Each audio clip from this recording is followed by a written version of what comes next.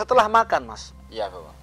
Kanjeng Sultan Agung Hanyokrosumo diambilkan lauk berupa itu lele tadi, ya lele dan sayur ditandui oleh Kanjeng Sultan. Itu kebetulan mungkin Sultan kurang begitu paham dalam hal makanan ala di kampung, namun senang sekali Kanjeng Sultan dengan makan sayur asem dengan lele makan. Walaupun lah ternyata di saat makan itu Kanjeng Sultan membuang lele, itu membuang lele, dan saat itu juga membuang lele. Ternyata lele yang tinggal tulang sama duri itu hidup lagi, Mas.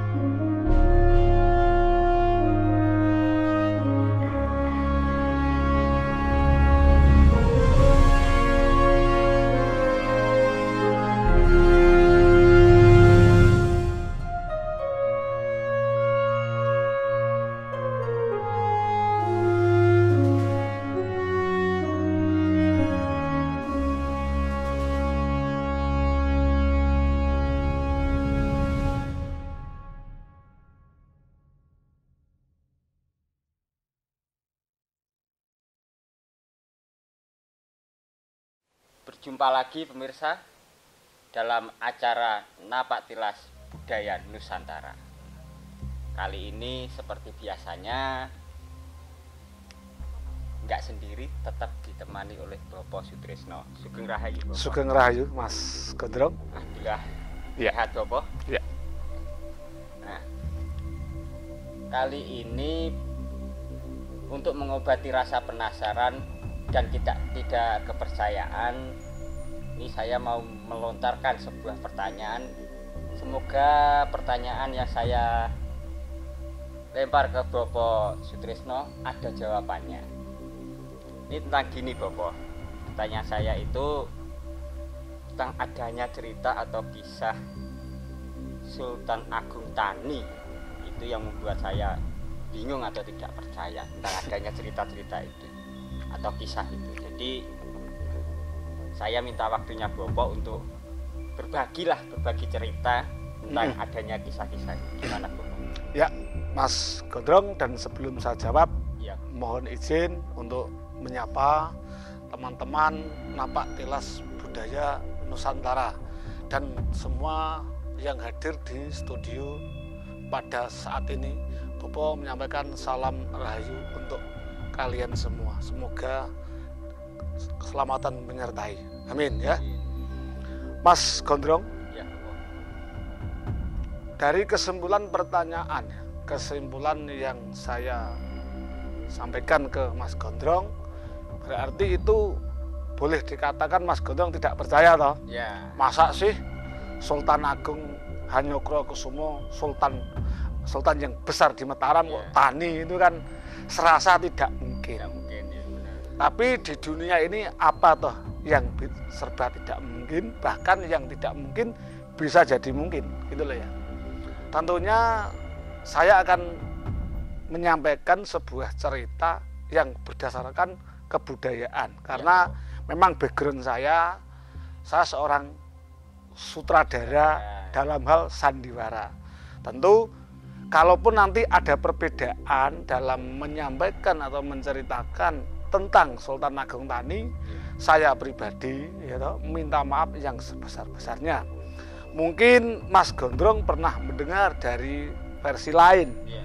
Saya yakin versi lain, pendapat orang tersebut belum tentu salah, dan saya juga sadar kalau saya belum tentu benar, Mas Gondrong. Baik Mas Gondrong dan teman-teman Napak Tilas Budaya Nusantara yang saya cintai dan teman-teman kameramen dari studio yang selalu mendukung suksesnya acara saat ini. Baik Mas Gondrong, awal cerita dari sebutan Sultan Agung Lani itu tidak lepas saat itu di Cirebon. Ini sebagai awal cerita saya ya, karena ibarat orang makan butuh bumbu, ibarat kopi suguhan sampean ya butuh gula ya toh. Gula ya butuh campuran yang lain ya toh.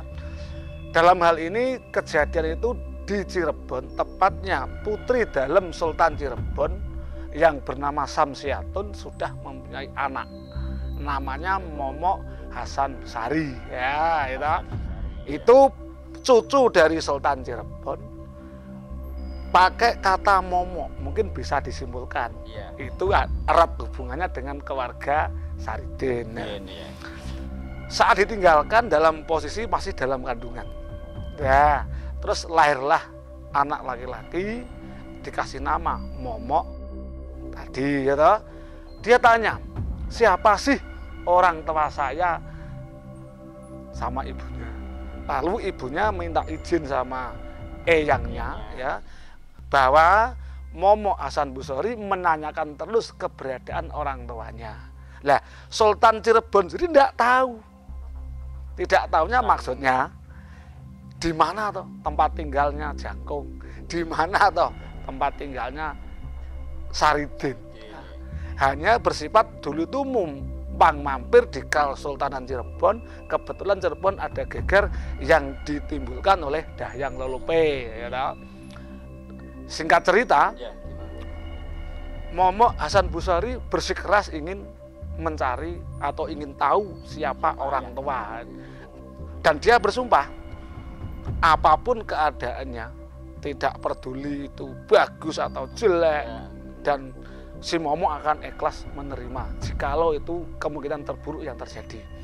Akhirnya dari pihak eyangnya Sultan Cirebon memberikan izin dan ditemani beberapa abdi dalem dari Cirebon.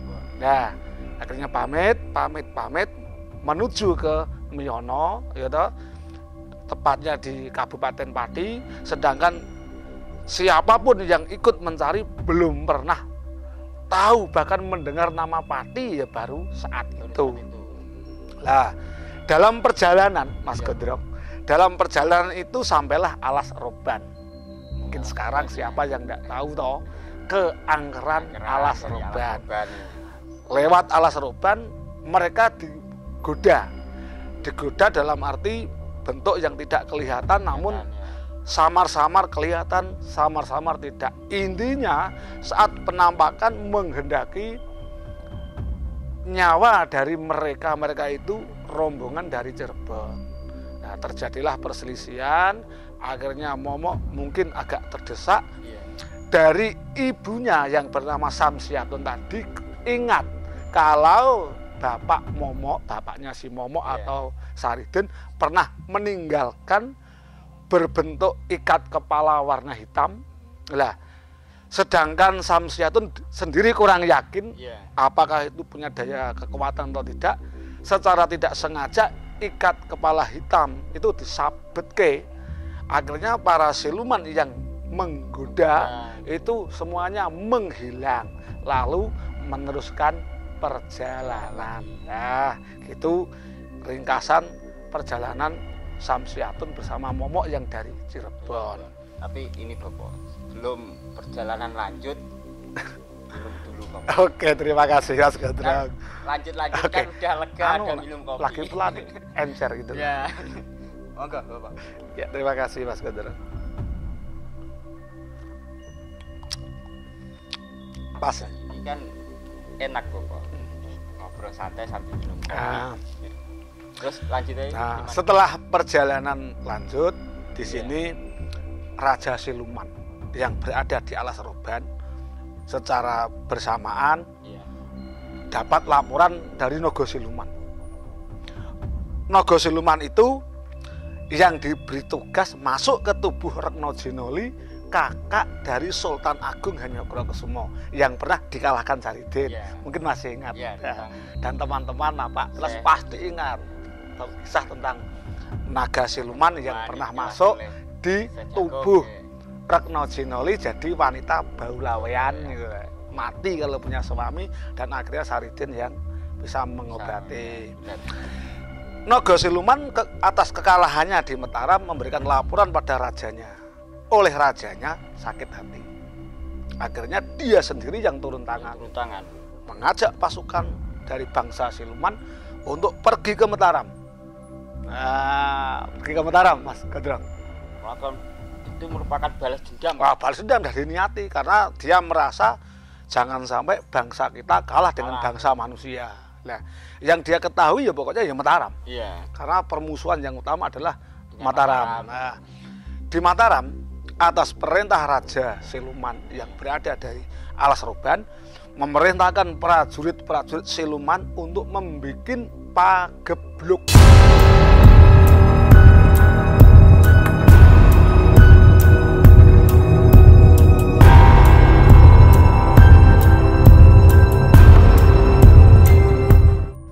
Tahu pagebluk? Kalau pengertian secara luasnya kurang mengerti sih pagebluk. Apa itu? Nah, gini, pagebluk itu kalau zaman sekarang mungkin boleh dikatakan kalau penyakit yang mewabah atau orang yang sakit pagi sore mati. Itu berkelanjutan. Namanya pagebluk karena diciptakan oleh bangsa lain. Lah, dan itu tidak kasat mata, Mas. Jadi orang yang terkena ini nggak tahu, Mas. Lah, terjadilah pagebluk di Kasultanan Mataram. Nah, sampailah pagebluk itu ke telinga beliau Kanjeng Sultan Agung Hanyokrokusumo. Banyaknya rakyat yang meninggal dadakan, ya toh. Banyak yang sore sakit paginya mati. Akhirnya bingung, kalau mungkin diserang pakai prajurit Mataram tidak kalah. Berhubung yang menyerang sebangsa siluman, akhirnya membuat bingung Sultan Agung Hanyokrokusumo Mataram. Akhirnya Sultan Agung Hanyokrokusumo memutuskan memanggil Patih Nerangsumo, Patih dari Mataram, sementara Kasultanan Mataram dititipkan ke Patih Nerangkusumo, sedangkan Sultan Agung berniat datang ke Pati karena Saridin sudah meninggalkan Pati dengan hajat tilik kampung. Nah, sedangkan Sultan Agung harus memikirkan nasib rakyatnya yang kena pagebluk. Oleh Patih Nerangkusumo menyarankan, apa ndak dipanggil saja, dipanggil ke istana atau Kasultanan. Saridin dipanggil karena saat itu merupakan ipar, istilahnya dalam bahasa Jawa ewoh lan pakewuh, ya, sungkan. Sultan Agung memilih datang ke Pati menemui Syekh Jangkung untuk minta tolong. Akhirnya diputuskan berangkatlah Sultan Agung ke Pati. Berangkat, kita langsung menginjak ke cerita selanjutnya. Lah, di luar desa Miyono. Desa Miyono itu desanya Saridin. Kampung halaman. Cerita di kampung halamannya Saridin ada pemuda yang katakanlah mencari rumput, katakanlah dia jalan-jalan, yang penting posisi di luar desa Miyono. Di saat di luar desa Miyono, dia ketemu dengan pemuda. Siapa itu? Nah, yang lucu ini, Mas, lucu sekali ini. Pemuda tersebut tanya rumah yang namanya Jangkung atau Saridin. Nah, kebetulan yang ditanyai itu Momok. Anaknya itu. Anak yang di kampung Miyono. Lah, terus Momok tanya, "Lah kamu siapa kok nyari Saridin?" "Loh, nama saya kenalan, nama saya Momok." Kaget, "Loh, kamu nyindir saya ya?" "Kamu nyindir saya? Yang Momok itu saya loh." "Loh, saya juga Momok." Karena nama-namanya sama-sama Momok. Sama-sama Momok tadi. "Saya Momok, saya juga Momok. Kamu ngece saya." "Loh, ngece saya tuh Momok bener. Sekarang gini aja. Kalau kamu benar Momok, siapa nama orang tua kamu?" "Nama orang tua saya Jangkung Saridin." "Loh, kamu ngece saya ya?" Kita gitu ya. Jadilah berebutan, saling mengakui, tadi saling mengklaim, sama-sama nggak ya tahu saling lagi ya mengklaim pertamanya. diri, gitu. Iya. Ada kesamaan, mereka saling tersindir, akhirnya jadi perkelahian. Nah, perkelahian karena apa? Kok jadi perkelahian? Iya, gimana? Dari momok desa yang asli Miyono merasa jangan-jangan ini telik sandi yang ingin mencari orang tua saya, sedangkan tak bilangkan orang tua tidak ada, dia tidak percaya. Iya. Kan posisi belum sampai rumah, Mas. Oh iya, karena di luar desa itu tadi. Dalam perjalanan dari Iya. Mataram ke Pati juga jauh kan. Lah akhirnya lalu dipisah oleh Samsiatun ibu si Momok dari Cirebon, Cirebon. Melere dan Momok yang dari Miyono akhirnya mendahului pulang dan berdak melaporkan ke orang tuanya.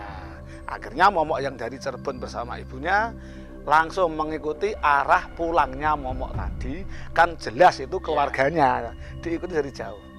Lalu di rumah posisi Sarini simboknya Momok atau istri pertama Saridin, ya maklum orang kampung seperti itu, mungkin tidak terawat dan lain-lain.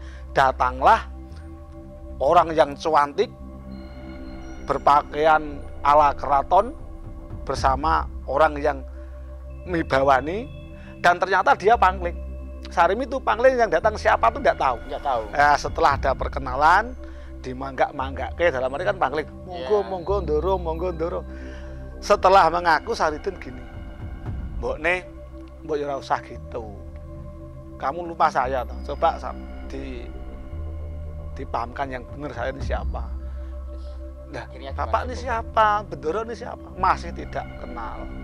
Nah, akhirnya Syekh Jangkung mengakui kalau saya adalah Saridin, suamimu yang pernah meninggalkan, suamimu yang pernah dipenjara di Kadipaten Pati. Akhirnya disaling raket, temu kangen lah ya. Lalu tanya, maaf Pak Nemomo, orang kampung kan pakai identik dengan nama anaknya ya. Yeah. Maaf Pak Nemomo, kamu pulang saya senang. Terus wanita cantik yang bersama kamu ini siapa? Ya, jadi pertanyaan. Kagetnya itu. Sudah jadi watak Saridin, Iya. dia tuh orangnya jujur, resiko belakang. Penting jujur dulu. Maaf ya Mbok Nemomo, langsung dijawab, ini istri saya. Langsung ngamuk Mas, kurang ajar wong lanang seperti itu, tahunya aku rumah orang jelek gini-gini. Loh, rak marah bener toh. Udah saya bilang tapi nyatanya kepulang, mendingan kamu nggak usah pulang, terus pulang bawa istri. Saya merasa orang jelek, saya merasa orang desa. Nanti dulu saya jelaskan Bu nih, perlu kamu ketahui, yang jadi istri saya ini tidak lain tidak bukan merupakan kakak kandung Sultan Agung Hanyokrokusumo, Sultan di Mataram. Gemetar Mas. Langsung kaget Gemetar. Istri pertamanya. Iya, pertamanya. Sudah Mbak Yu, sudah. Akhirnya dimaafkan. Dan Saridin mengakui ini istri saya dan telah menolong saya selama berada di Mataram. Setelah sudah berapa saat, datanglah Momok lari-lari. Mbok, Simbo, bahaya Mbok. Ada orang yang nyari bapak. Enggak tahu kalau itu bapaknya, enggak tahu. Lah akhirnya, "Duh. Ini kok ada tamu tuh?" Nah, iya ada tamu. Itu kan enggak tahu, enggak percaya loh. Jelaskan kalau itu bapaknya, langsung gapiuk lagi, nangis, haru sampai akhirnya jelas dan mengatakan sebelum kedatangan Momok yang dari Cirebon, Saridin juga mengakui kalau saya punya istri ini, dan kebetulan datanglah Momok yang dari Cirebon beserta anaknya tadi, dan diakui secara terbuka bahwa Momok yang dari Cirebon, Hasan Busari, itu murni anak Saridin, ibunya Samsiatun putri Sultan Cirebon. Bahkan bukan hanya ini, masih satu lagi yang masih berada di Palembang, namanya Rokayati.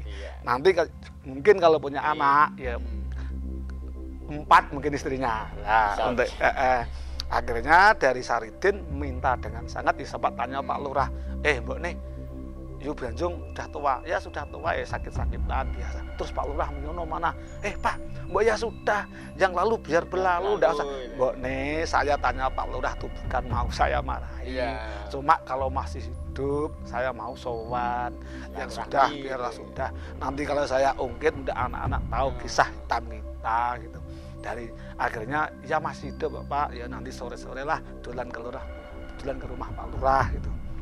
Akhirnya setelah itu sementara berselang beberapa hari, dalam cerita ini saya ambil beberapa hari kemudian, Saridin menghendaki untuk membeli sawah atau mencari sawah untuk jadi garapan, karena pada hakikatnya Saridin tidak mau nganggur Mas. Tidak mau nganggur, akhirnya Saridin bertani dan istri-istrinya memilih ikut tinggal di situ, akhirnya bertani. Lah, jadi satu keluarga 3 istri, sementara 3 istrinya dan bertani. Kebetulan Branjung tidak punya anak, sawahnya kan mungkin digarap Saridin. Terus saat bertani itu Saridin ke sawah nggarap sawah. Ibarat orang kampung tuh hujannya tidak begitu deras, mungkin ya mumpung ono banyu sithik, katakan begitu ya. Akhirnya Saridin ke sawah nggarap sawah. Diminum dulu Bapak. Iya. Minum sate, lanjut lagi. Oke, Mas. Terima kasih, Mas Guntur.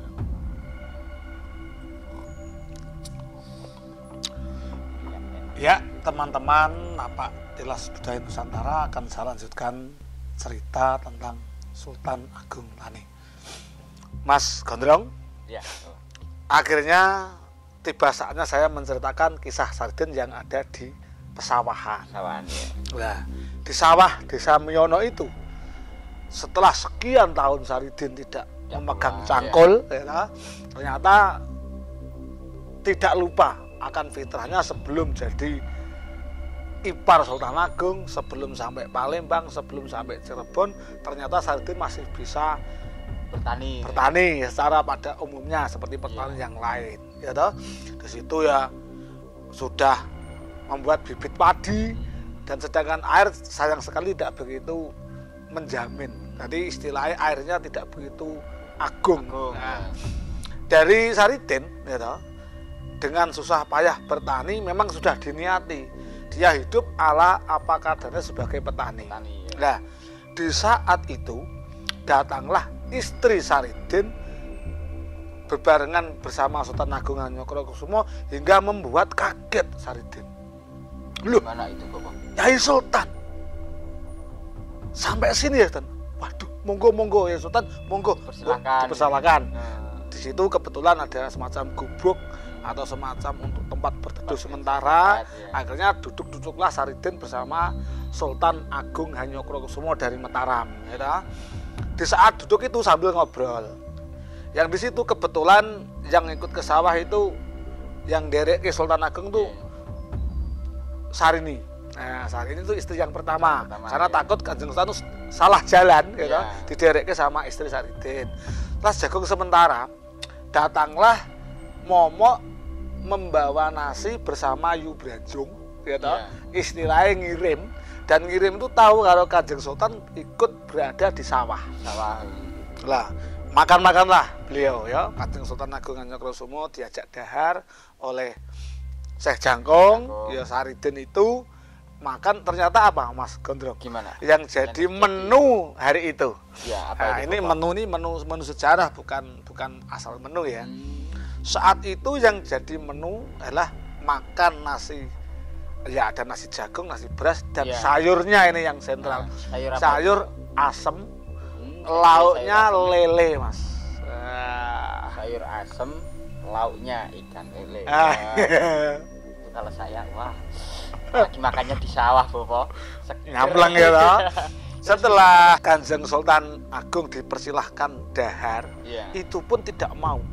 Kanjeng Sultan dahar tanduk duluan tidak mau. Tanduknya pun menunggu Syekh Jangkung Saridin tanduk terlebih dahulu.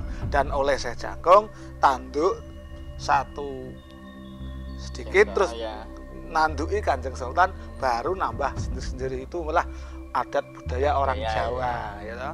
Setelah makan, Mas, Kanjeng Sultan Agung Hanyokrokusumo diambilkan lauk berupa itu lele tadi, ya, lele dan sayur ditanduki oleh Kanjeng Sultan. Itu kebetulan mungkin Sultan kurang begitu paham dan hal makanan ala di kampung, namun senang sekali Kanjeng Sultan dengan makan sayur asem dengan lele makan. Walaupun lah ternyata di saat makan itu Kanjeng Sultan membuang lele, itu membuang lele, dan Saridin juga membuang lele. Ternyata lele yang tinggal tulang sama duri itu hidup lagi, Mas.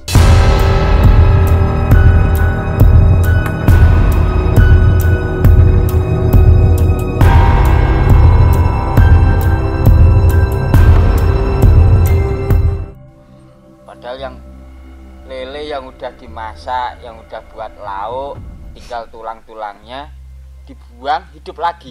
Lah Kanjeng Sultan yang dahar, dahar jangan asem tadi, secara tidak sengaja itu memakan asem yang masih ada bijinya. Asam itu. Asemnya tadi ada 2 biji, oleh Kanjeng Sultan ditaruh di tangan, dibuanglah asem. Seketika asem tadi tumbuh dan langsung berbuah. Ada 2 asem, pohon asem langsung berbuah. Obrolan akhirnya yang jadi penasaran, yang ada di benak nih mulai agak terungkap ini. tentang kisah-kisah yang pengen pengen saya ketahui, akhirnya udah mulai ini. Lanjut lagi ya. Penasaran. Asem tadi ada 2 batang. Ya yang karena tadi Kanjeng Sultan gambarannya asem yang ketelan tadi lalu dilepas dari mulut, dibuang, kan mungkin tidak begitu jauh toh. Jadi terlemparnya isi asem kan tidak begitu jauh. Kebetulan keduanya tumbuh semua. Seketika itu langsung bisa berbuah. Nah, setelah Kanjeng Sultan membuang asem berbuah, si momok tadi mengambil asem yang sudah berbuah.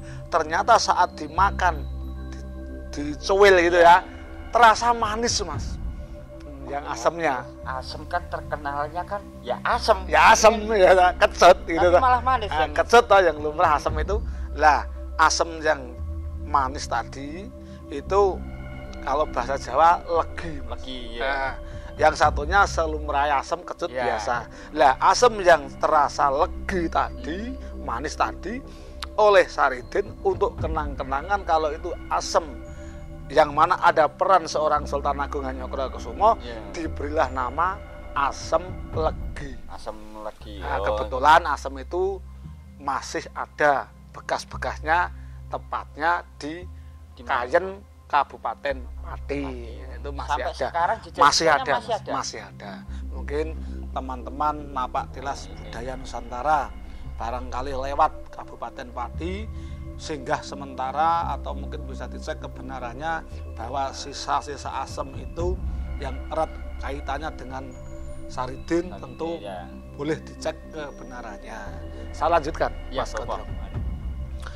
Setelah dirasa cukup, ternyata tadi ada lele yang masih hidup, oleh Saridin juga dikasih nama, Mas.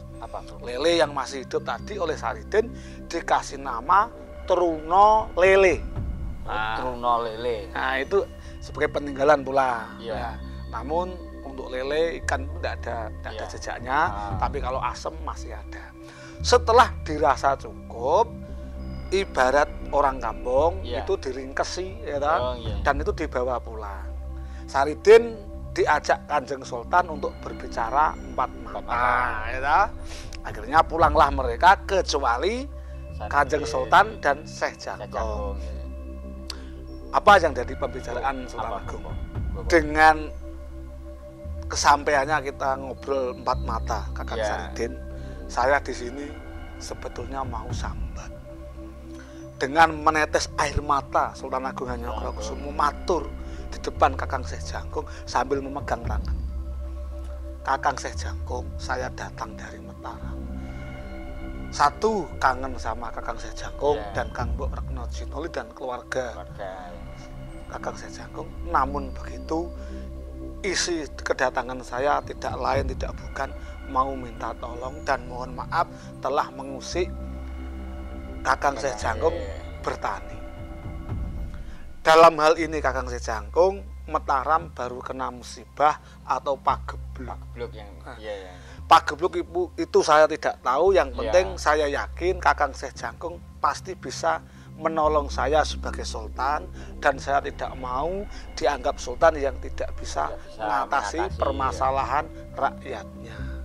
Saya minta dengan sangat Kakang Syekh Jangkung, sudilah kiranya tindak ke Mataram. Saya minta tolong, kalaupun ada obat-obatnya apa, kalaupun ada yang orang tidak suka sama saya, tolong untuk diselamatkan rakyat Kesultanan Mataram.